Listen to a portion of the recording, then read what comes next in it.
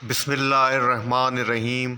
अल्लाहुम्मा सल्ली अला मुहम्मद व आल मुहम्मद। अस्सलाम वालेकुम। कैसे हैं आप सब? उम्मीद करता हूँ सब खैरियत से होंगे, वीकेंड को एंजॉय कर रहे होंगे। अल्लाह पाक आप सबको अपनी हिफाजत में रखे, सलामत रखे, आमीन। जनाब, आप सबको मेरे channel trade life champion Shaji के अंदर मोस्ट वेलकम है। एज़ पर रूटीन जनाब मार्केट का वीकली एनालिसिस आपके साथ शेयर करने वाला हूँ और देखेंगे कि ये मार्केट के लिए ये हफ़्ता कैसा रहेगा, कौन से स्टॉक्स ने परफॉर्म किया है, कौन से स्टॉक्स ने परफॉर्म नहीं किया है। कुछ डेटा भी आपके साथ शेयर करूंगा जो कि इम्पोर्टेंट होता है, तो वीडियो को स्टार्ट से एंड तक देखिएगा, स्किप नहीं कीजिएगा। टेक्निकल एनालिसिस करने से पहले आपके साथ कुछ डेटा शेयर कर देता हूं ताकि मार्केट का ट्रेंड समझने में आपके लिए आसानी रहे। अच्छा, जब आप बात करते हैं डेटा की, तो आपका KAC 100 इंडेक्स लास्ट वीक के अंदर जो क्लोज़ हुआ है वीकली 61,691 के ऊपर हुआ है। प्रीवियस वीक के अंदर जो क्लोजिंग हुई थी 59,086 के ऊपर हुई थी। मतलब जो चेंज आया, जो गेन किया है 4.41% गेन किया है KAC 100 इंडेक्स ने वीकली चार्ट के ऊपर। अगर हम बात करें मार्केट कैपिटल की, तो जनाब लास्ट वीक का जो मार्केट कैपिटल रहा है यूएस के अंदर, यूएस डॉलर के अंदर, वो रहा है 31.18 बिलियन का, और प्रीवियस वीक था जनाब 29.96 बिलियन। मतलब लास्ट वीक के अंदर इंक्रीज़ हुआ है।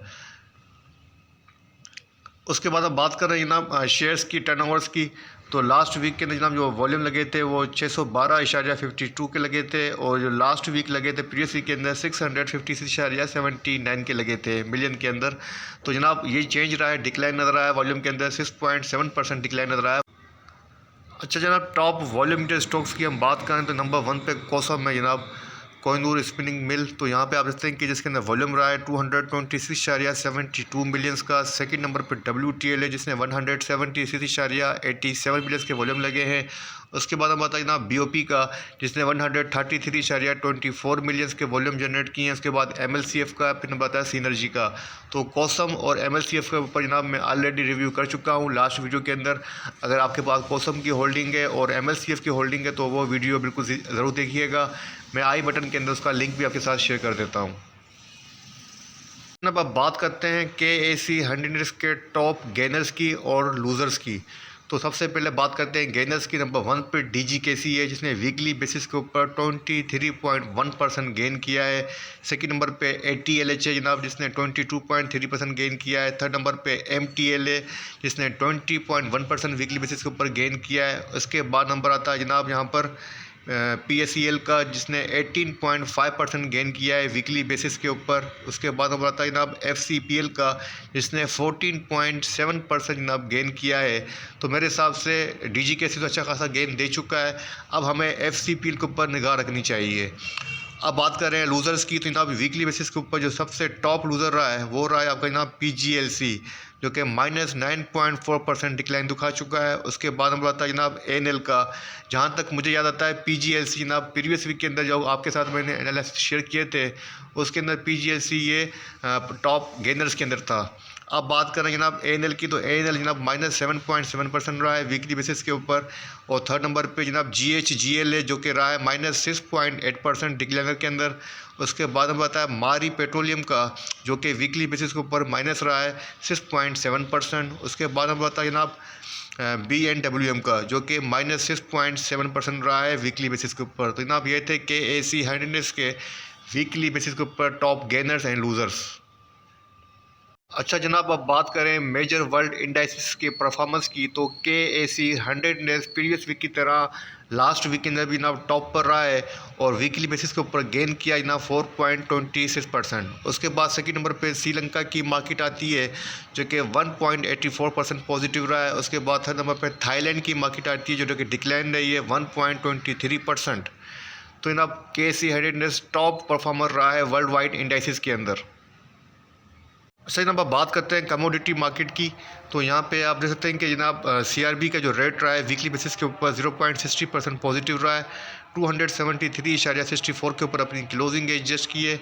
और उसके बाद हम बात कर रहे हैं जनाब WTI क्रूड ऑयल की, तो 0.82% वीकली चार्ट के ऊपर पॉजिटिव रहा है और 76.16 USD के ऊपर अपनी क्लोजिंग एडजस्ट की है। उसके बाद हम बात करें जनाब ब्रेंट ऑयल की, तो डिक्लाइन नज़र आया है 1.58% और 80.6 USDT के ऊपर अपनी क्लोजिंग एडजस्ट की है। उसके बाद बात करें गैस की, तो 1.48% पॉजिटिव रहा है और क्लोजिंग दी है जनाब अपनी, वो दी है जनाब 2.75 USD के ऊपर। हम बात करें कॉटन की, तो जनाब कॉटन ने अपनी जो क्लोजिंग दी है वीकली बेसिस के ऊपर वो डिक्लाइन दिखाया है, 1.32% डिक्लाइन नज़र आया कॉटन के अंदर। और क्लोजिंग जो एडजस्ट हुई है वीकली बेसिस के ऊपर 89.7 USD के ऊपर क्लोजिंग एडजस्ट हुई है। उसके हम बात करें जनाब गोल्ड की, तो जनाब गोल्ड का जो रेट रहा है वीकली बेसिस के ऊपर जो क्लोजिंग हुई है 2038 USDT के ऊपर अपनी वीकली क्लोजिंग एडजस्ट की है, पॉजिटिव रहा है 1.88%। उसके बाद बात करें सिल्वर की, तो जनाब सिल्वर के अंदर में पॉजिटिव नज़र आई है वीकली बेसिस के ऊपर 3.51। जनाब कॉपर की, तो कॉपर जनाब 0.69% पॉजिटिव रहा है। उसके बाद बात करें प्लेटिनम की, तो माइनस रहा है 0.69%। और बात करें कोल की, तो जनाब माइनस रहा है 5.26%। तो बात करें गेनर की, तो जो टॉप पर रहा है गेनर के अंदर मुझे नज़र आ रहा है 3.51% जनाब वो सिल्वर है। उसके बाद जो डिक्लाइनर नज़र आ रहा है वो नज़र आ रही है कोल की प्राइसेस के अंदर -5.26% इंटरनेशनल कमोडिटीज़ के अंदर।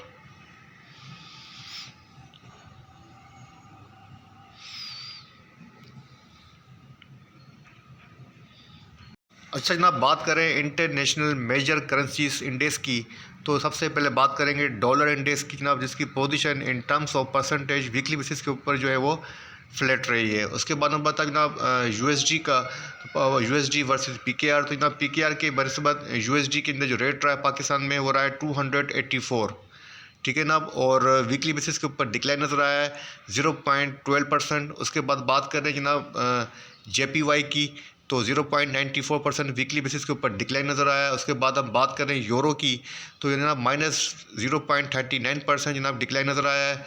उसके बाद हम बात करें GBP की, तो जनाब 0.40% यहाँ पे पॉजिटिव नज़र आ रही है। उसके बाद हम बात करें जनाब AUD की, तो जनाब ये 0.55% पॉजिटिव रहा है। उसके बाद बात करें जनाब NSD की, तो जनाब 1.63% जनाब ये पॉजिटिव रहा है। उसके बाद हम बात करें CHF की, तो -0.85% रहा है। उसके बाद बात करें CAD की, तो जनाब 0.76% डिक्लाइन नज़र आया है। उसके बाद बात करें जनाब KRW की, तो 0.04% पॉजिटिव रहा है। उसके बाद हम बात करें जनाब CNY की, तो जनाब ये 0.09% डिक्लाइन नज़र आया है। तो अगर बात करें मेजर करेंसी के अंदर, तो जो पॉजिटिव नज़र आ रही है वो नज़र आ रही है JPY के अंदर नज़र आ रही है। और इसके अलावा जनाब न्यूजीलैंड की करेंसीज़ के अंदर नज़र आ रही है NSD के अंदर। और उसके अलावा जनाब जो डिक्लाइनर की बात करें, तो टॉप का जो डिक्लाइनर रहा है करेंसी मार्केट के अंदर वो जनाब यहाँ पे नज़र आ रहा है हमें 0.94% के साथ, वो नज़र आ रहा है जनाब JPY।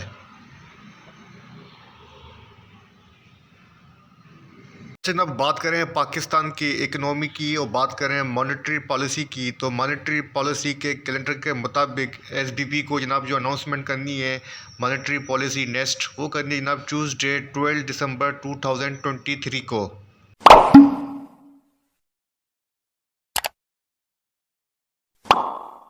अच्छा जनाब टॉप लाइन सिक्योरिटीज़ वालों की रिसर्च के मुताबिक शराय सूद जो जनाब वो 22% SBP मैनेज करेगी, कोई चेंज नहीं रहेगा, अनचेंज रहेगा इंटरेस्ट रेट।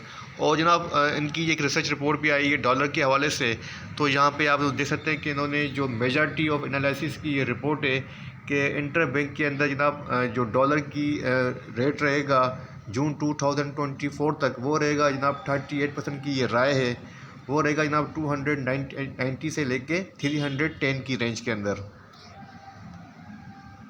जनाब अब बात करते हैं पोर्टफोलियो इन्वेस्टमेंट डेटा की, तो वीकली बेसिस के ऊपर फॉरनर्स की जनाब जो नेट पोजीशन रही है वो बाइंग के ऊपर रही है, 19.35 US मिलियन के बाइंग की है। स्पेशली फॉरेन कॉरपोरेट्स ने 19.29 US मिलियन की इन्होंने बाइंग की है, अच्छी खासी बाइंग कर रहा है जनाब फॉरेन कॉरपोरेट्स। अब देखते हैं जनाब फॉरेन कॉरपोरेट्स वीकली बेसिस के ऊपर किन सेक्टर्स के अंदर बाइंग और सेलिंग कर रहा है।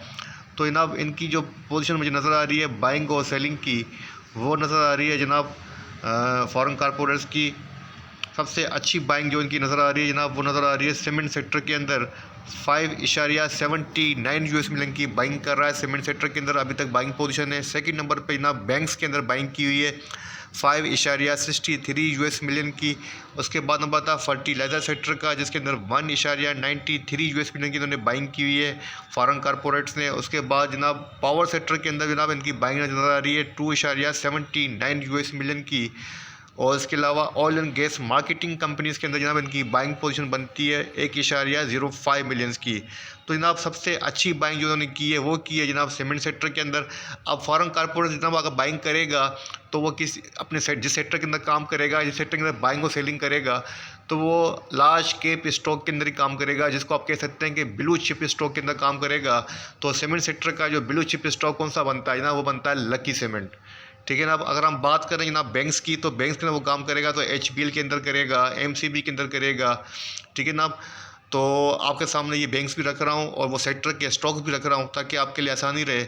उसके बाद हम बात करें फर्टिलाइज़र की, तो फर्टिलाइज़र के अंदर डेफिनेटली जनाब ये एंग्रो के अंदर ही बाइंग करेगा।